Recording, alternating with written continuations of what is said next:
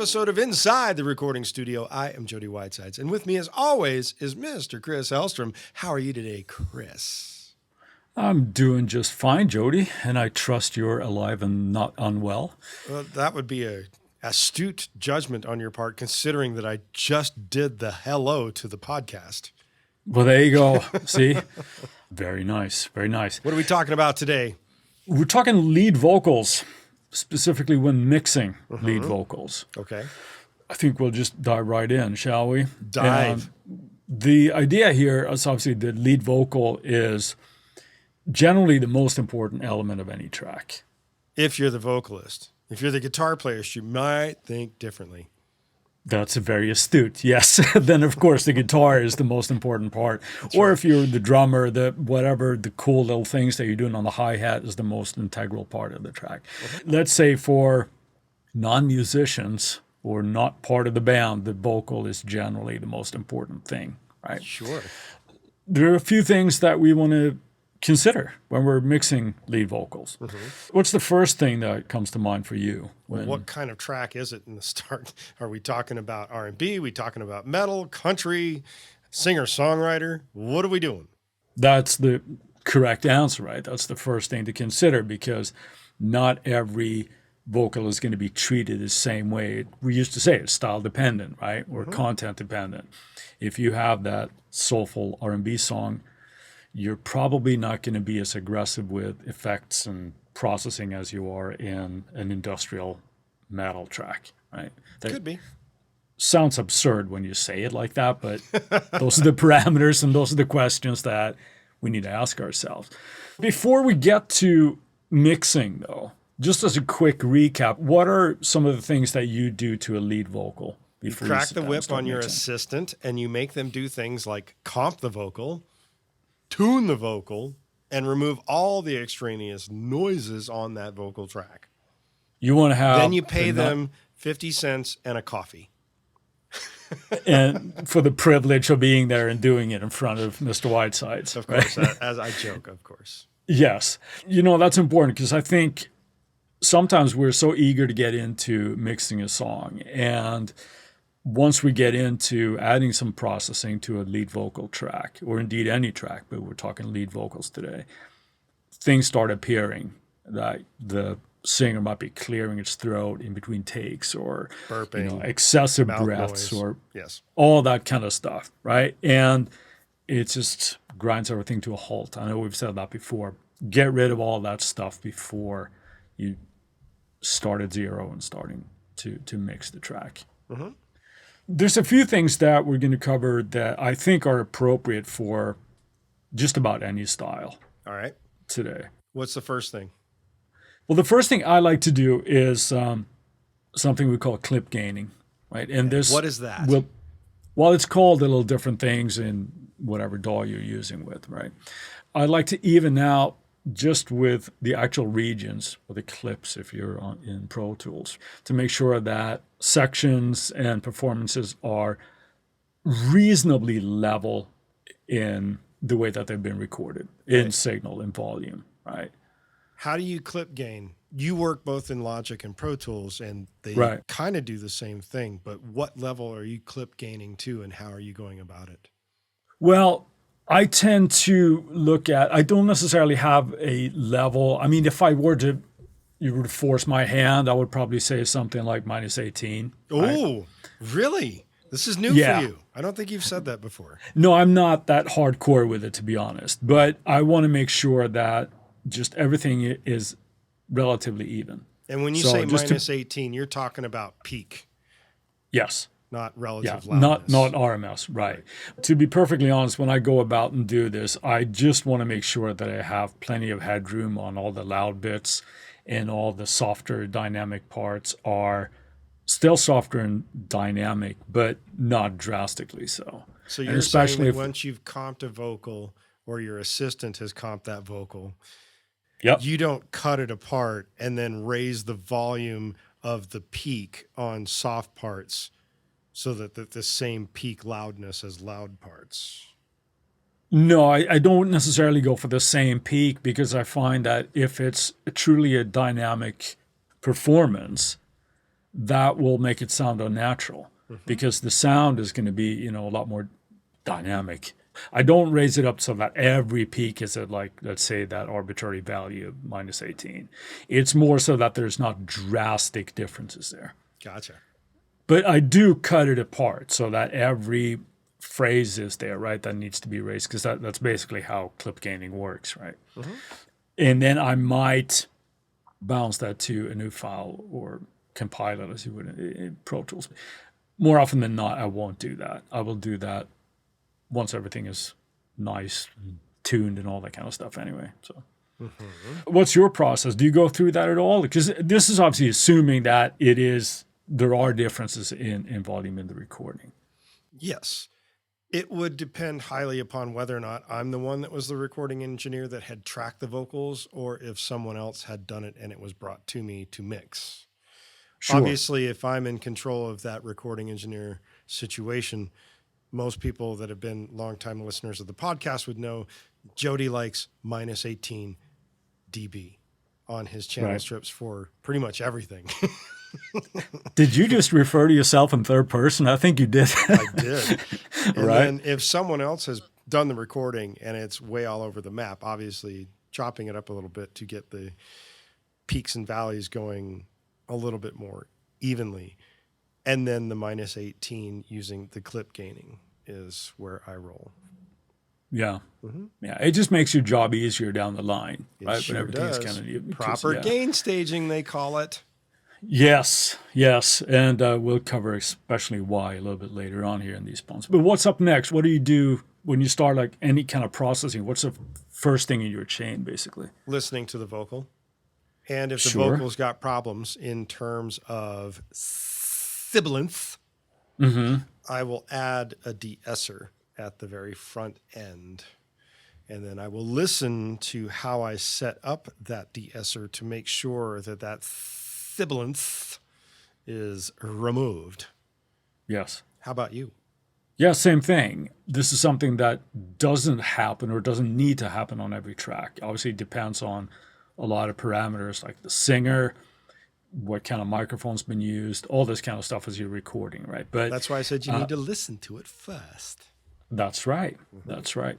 That would be first in my chain. I wouldn't wait till I've applied compression or anything like that. That'd be the first thing I want to kind of like nip that in the bud and get rid of that before. So I concur. I usually listen for that in like the upper mids, maybe like 2.5 to 3.5K. Generally, depends on the singer. But that's kind of where I start with that.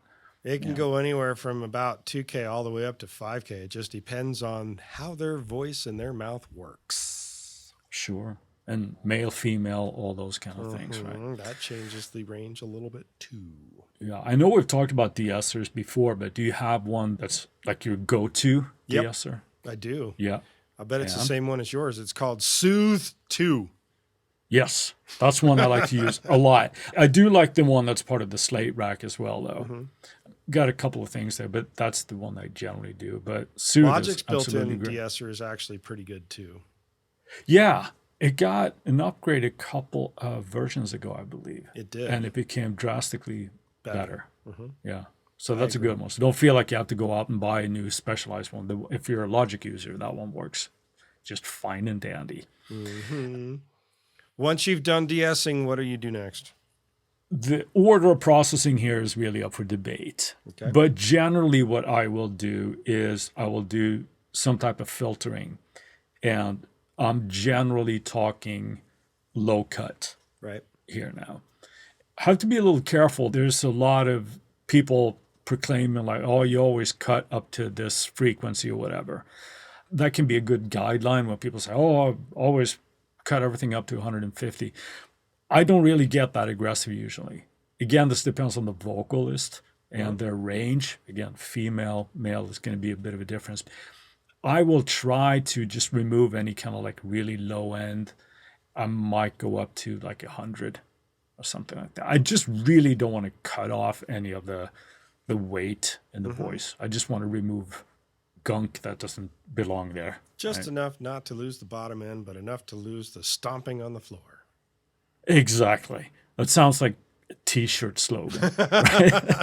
Let's make one up and sell it on the website. There you go. What do you got next once you've done that? Because I'm assuming you're doing the same thing, right? Yeah. If there's any drastic issue with the vocal EQ-wise, this is where the corrective EQ stage would come in after the filtering. Whether it's a need to get rid of nasal qualities or adding a frequency that's not there from the mic or the performance, maybe I need to add a little of the upper mids to get some of the clarity of the vocal back, or some of the upper end above 15K to get some air back in the performance if it's in need of sparkle. I'm the same way there. We're just kind of fixing stuff that's obviously, hesitate to use the word wrong, but I'm going to use it anyway. That sounds funky, right? So kind of correct those before any other processing goes on. And you could argue that the filtering is just that. But since we're both adopted a console style workflow within the last couple of years, you have the filter there and then you remove all that kind of stuff. I would same thing do with if there's a super aggressive high end, like the super highs, but generally I don't. Well, not in the corrective stage. No, it's just a little gentle push. Yeah. I would do the same thing. And now I think we get into the part that you and I do a little bit differently, and that's sort of like starting with compression. How do you generally deal with compression on lead vocal? Style dependent. Some styles require faster compression. Others do not. If it is an aggressive, hard style that needs a bit more bite, I'm likely to just grab the 1176. To catch those peaks type of thing? That's right. And it can add a lot of to it when needed. Yeah, it can add a lot of like attitude kind of stuff there. What would be a case where you would have an 1176? Because if you haven't heard, if this is the first time you're listening to us, welcome to the show, but you would know that, Jody, you really like the LA2A generally first. I do. Right. Especially on the bus, regardless of on the vocal bus. Yeah. The vocal bus, regardless of style, that's generally going to be the LA2. If it's a less aggressive style and it doesn't need to be clamped, so to speak, then I'll use the LA2A as well on the channel if needed. Okay, but that's your first, in a perfect world, that's what you would go with first, right? Yeah, style dependent. I mean, if it's a rock track, I'm going to go with 1176 or something a little more aggressive. Yeah, this is, one of those things that's a little bit of a philosophy and workflow because there are so many moving parts, right? And it's a little bit like, always use this setting. If somebody tells you that, it's bullshit, right? Because, it is dependent on the vocalist, the performance, the type of track, like you said. I will generally start with an 1176 because at this point I'm trying to catch just peaks in the performance, whether that's just plosives or whatever it is, and just kind of tame those. And then usually follow that up with an LA2A. How much are you compressing in each step when you talk about this? It's hard to say. I really just kind of go with what I think sounds good. A good measuring stick, I think, for me would be dependent on what I'm doing again, right? But let's say I'm catching those peaks, maybe 3, maybe up to like 5 dB, if I can get away with it. Yeah, that's a fair amount, right? You'll have to listen. If it needs it, you can go heavier, right? And just, if that just sounds awesome. You can also very easily just kind of squeeze all the life out of it. So, but that's where I'm kind of going with it. And then if it's an LA2A, if it's needed at all after that, because like I said, that's a fair bit of compression going on already. But then there'll be another couple of dB. Well, if your vocalist is recorded gain reduction. And your clip gaining is done well and your gain staging is done well, your compressor likely doesn't need to work nearly as hard. This is true. This is, again, where I think going back to that clip gaining thing is that if you have a real dynamic vocal or a vocal that just has been recorded not very well, perhaps doing different times or what have you, and there are discrepancies there, if you need to compress the snot out of something just to reach the peaks of like a low performance, that's going to sound horrible. Right? Maybe. Unless you're doing bro country, then they just compress the snot out of everything. Yeah, but even in those cases, I'll bet things are recorded really, really well. Of course. Yeah. It just makes it a lot easier, and you're less likely to run into issues with compression if everything is remotely similar. Well, now you've stuck one compressor in after your corrective EQ. What are you doing next? Now, if I need to, I'm looking at sweetening EQ. This would be essentially just making it sit in the track. So after compression, all this kind of stuff, maybe something is lost a little bit. Might have to add a little clarity in the upper mids or something like that. Or if something gets too boomy, or just something needs to be boosted to kind of make it sit in the track now that it's competing with everything else. Right. That's my next step. What do you kind of listen for in this step? Often it has a lot to do with the air and the space around the vocal, the natural space that was recorded with the vocal. Generally speaking, bringing that out helps tend to bring out the life as well. Yeah, that's true. Now, a little bit off topic here.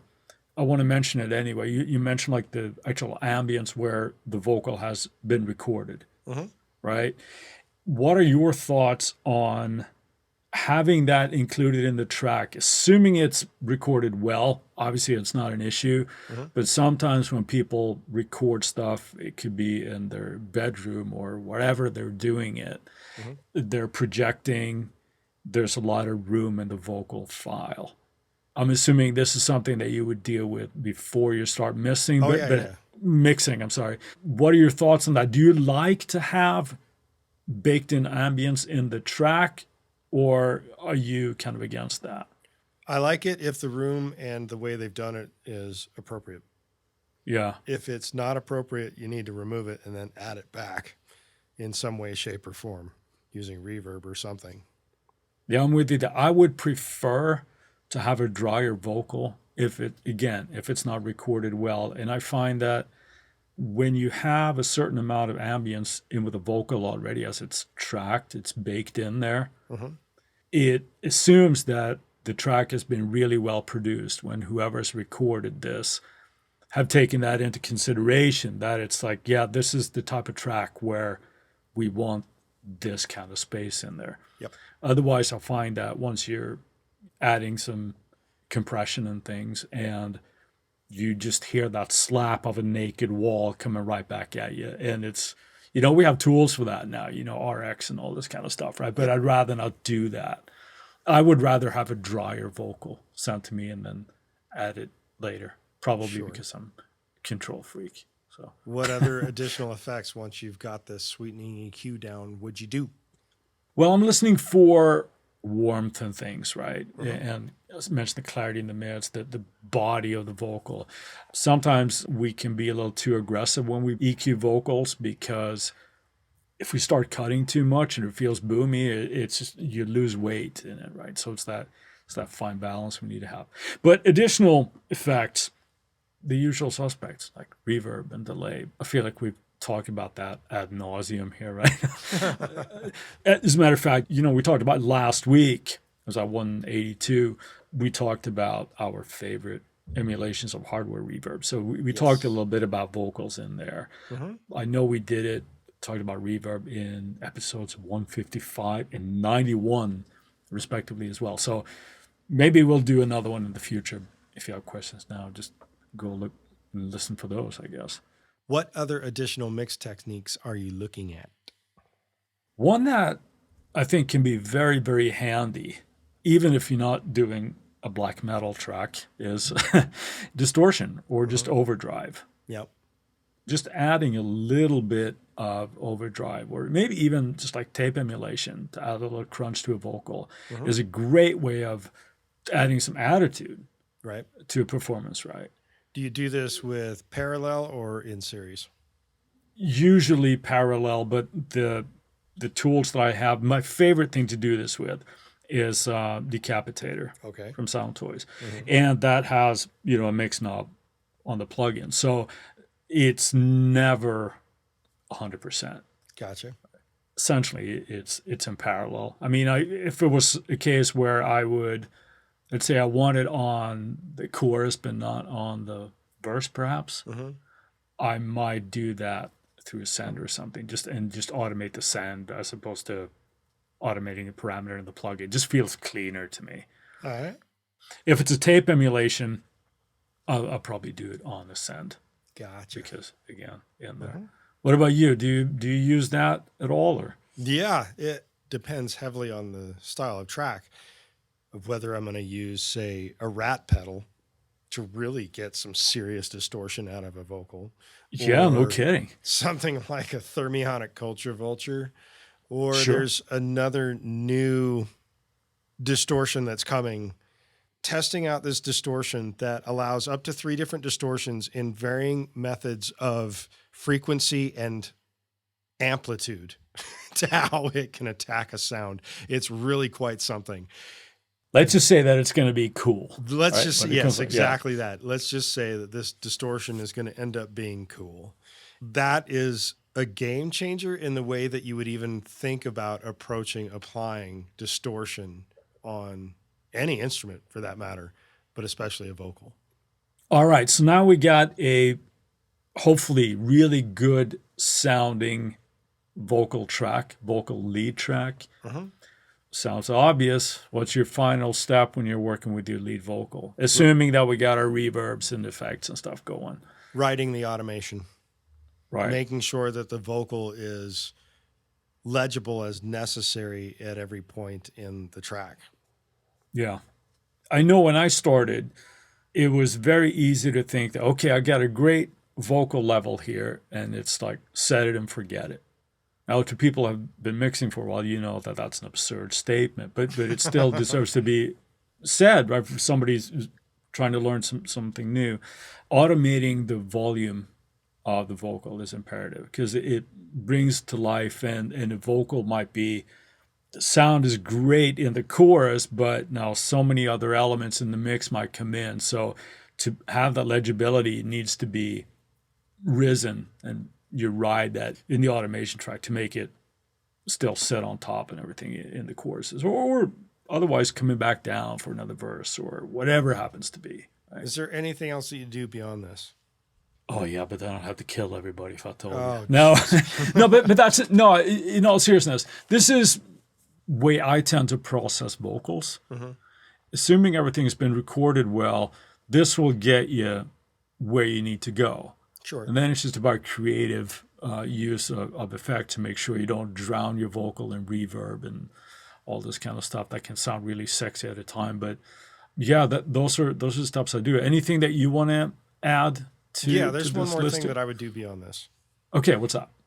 I would use the Soothe 2 plugin in a sidechain function against every other portion of the mix for the guitar stems, the bass stem, the drum stems, the synth stems, the orchestral stems, whatever other stems there are coming out of this mix.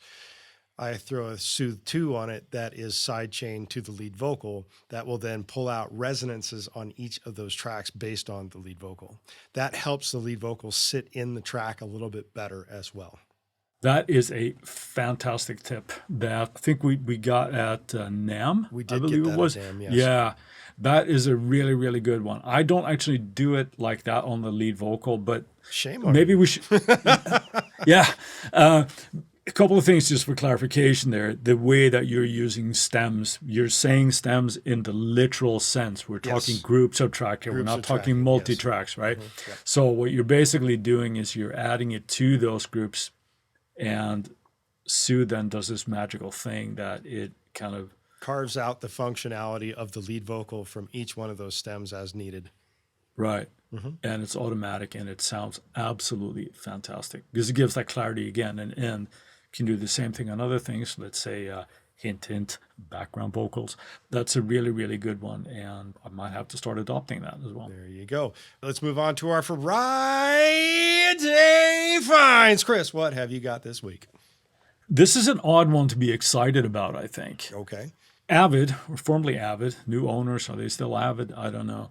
Pro Tools was subscription only, much to the chagrin of a lot of people.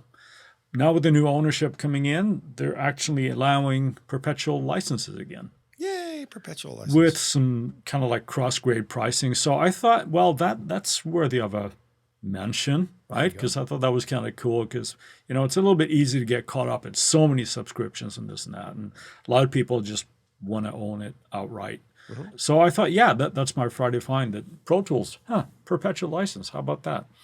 What do you got? I'm taking a dip in the Universal Audio well with a compressor that I have reacquainted myself in a way. We have mentioned it on the podcast multiple times in the past. I have created another new mastering chain for myself. And with this particular mastering chain, I have swapped out the compressor that I use, and that is the Fairchild compressor from Universal Audio. Obviously, owning a hardware version of this requires probably selling your house or being independently wealthy beyond means. Thus, I'm going with the Fairchild compressor, and mainly because it can do a lot of functionality having read up on it. Yeah. Yes. You can do multiple ways of incorporating the attack and release just beyond the typical time constants that they have. You can also set it up to react differently from a lateral to a vertical situation based on splitting the channels as well, which helps in terms of mid-side stuff and those kinds of things, which the other compressor that I had in my mastering chain for a while did not do. This is straight up stereo compressor. Yeah. Yes.